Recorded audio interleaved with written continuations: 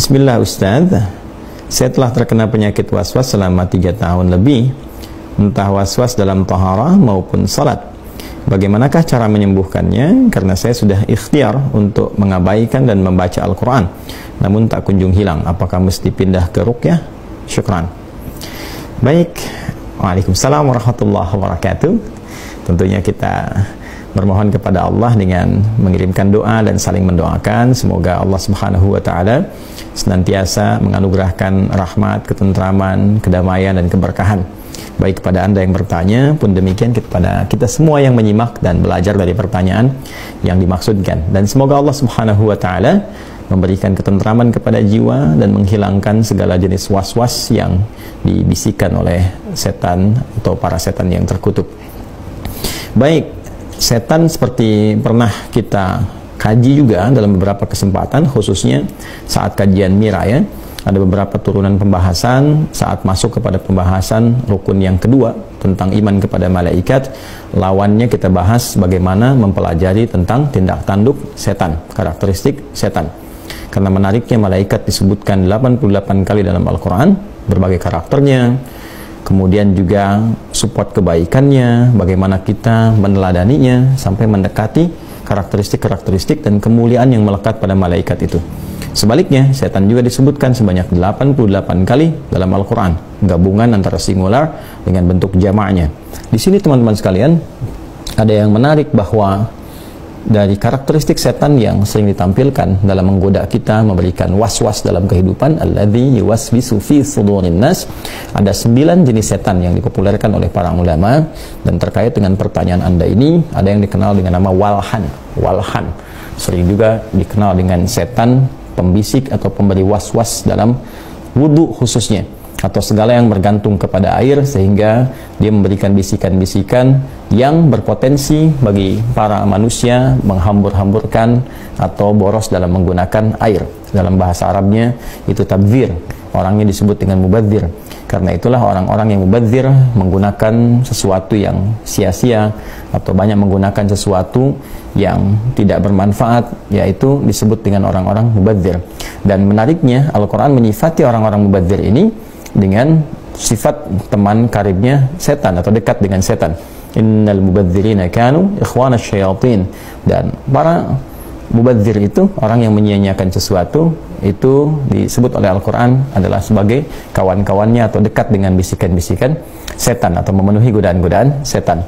Dalam wudhu ini terkadang setan memberikan was-was ya kepada kita yang berwudhu supaya lupa dalam keadaan berapa kali kita sudah membasuh. Kemudian bahkan ada orang yang sudah berwudhu bahkan diberikan was-was sehingga lupa bahwa dia telah berwudhu, sehingga berwudhu lagi, dan puncaknya adalah tidak mampu berhemat dalam menggunakan air atau boros dalam menggunakan air wudhu. Nah, bagaimana solusinya? Allah Subhanahu wa Ta'ala yang pertama memberikan kepada kita satu ajaran, satu petunjuk di Quran surah ke-23. Silahkan dicek ya, Al-Mu'minun di ayat ke-97 sampai dengan 98. Ya, di situ kita diajarkan bermohon, berdoa kepada Allah Subhanahu wa Ta'ala dikala ingin mengerjakan sesuatu, terutama khususnya ketika ada was-was yang dirasakan. Ya, qala, kemudian hamba itu bermohon berkata pada Allah Subhanahu wa Ta'ala, Rabbi a'udzubika min hamazatis syayatin wa a'udzubika Rabbi ayyahdurun.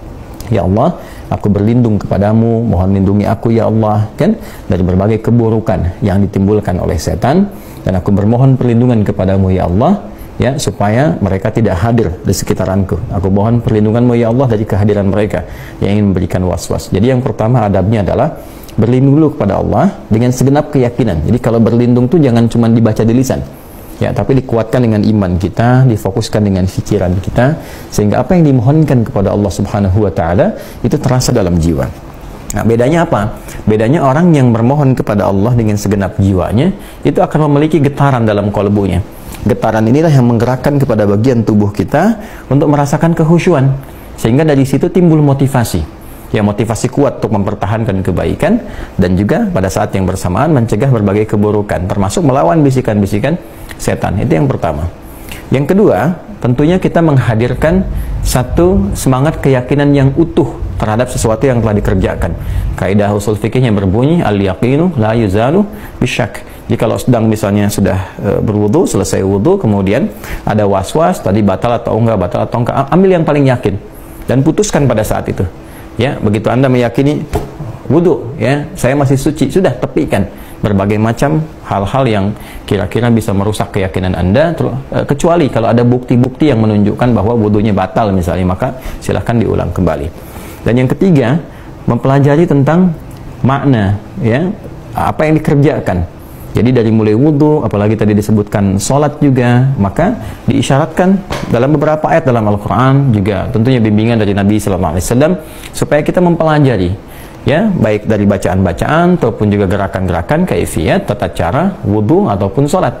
Sehingga ketika kita mengerjakan wudu sampai dengan ke sholat, lisan mengucapkan, pikiran bisa menerjemahkan, hati bisa merasakan, memaknai, karena paham apa yang diucapkan itu. Nah, dengan memahami itu, pikiran kita tidak sibuk merenungkan yang lain atau mengikuti was-was setan, ya, tapi lebih menerjemahkan apa yang kita bacakan. Misalnya Allahu Akbar, lisan mengucap Allahu Akbar, pikiran menerjemahkan Allah Maha Besar, hati meresapi, ya Allah, aku berikrar Engkau yang Maha Agung, Maha Besar, mohon ampun kalau selama ini ada sifat-sifat yang kurang baik, merasa hebat, merasa tinggi, merasa besar dibanding orang lain. Lalu muncul kemudian kepasrahan diri kita kepada Allah dengan mengatakan, misalnya wajjahtu wajhiya lilladzi fataras samawati wal ard hanifan muslima wa ma ana minal musyrikin. Atau kita bacakan misalnya Allahumma ba'id baini wa baina khataayaya kama ba'adta bainal masyriqi wal maghrib, dan seterusnya hadis. Nah, dari sini dapat disimpulkan bahwa untuk mengusir was-was syaitan itu, maka pertama berlindung kepada Allah Subhanahu wa taala dari godaan-godaan syaitan yang dimaksudkan, yang standarnya a'udzubillahi minasyaitonir rajim.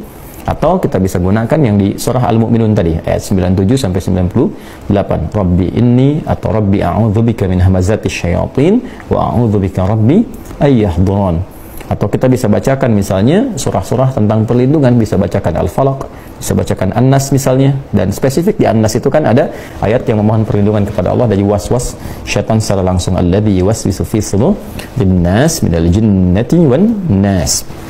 Yang kedua, mohonkan perlindungan itu dengan segenap jiwa kita, segenap keyakinan kita. Jadi jangan sampai cuma lisannya yang bermohon tapi hatinya tidak mengikuti itu. Maka kuatkan dengan keyakinan pada jiwa sehingga apa yang kita mohonkan terasa getarannya pada seluruh bagian tubuh kita. Yang ketiga, ambil yang yakin apa yang kita kerjakan dan lupakan yang diragukan itu, segera tepikan, hilangkan, sehingga dengan pertahanan yang kuat ini, dengan meyakini sesuatu, aspek-aspek yang diragukan akan cepat terhindar dari apa yang sedang kita rasakan. Dan terakhir, berusaha untuk mempelajari dengan baik kaifiyat, tata cara, baik bacaan ataupun gerakan, baik dalam wudu ataupun salat, sehingga apa yang kita kerjakan, bacakan dalam lisan, lakukan dengan anggota tubuh kita, diiringi juga dengan pikiran kita yang mengikuti bacaan itu dengan menerjemahkan, hati kita yang mengikuti bacaan dan pikiran dengan merasakan. Disitulah kemudian inti kekhusyuan akan tiba.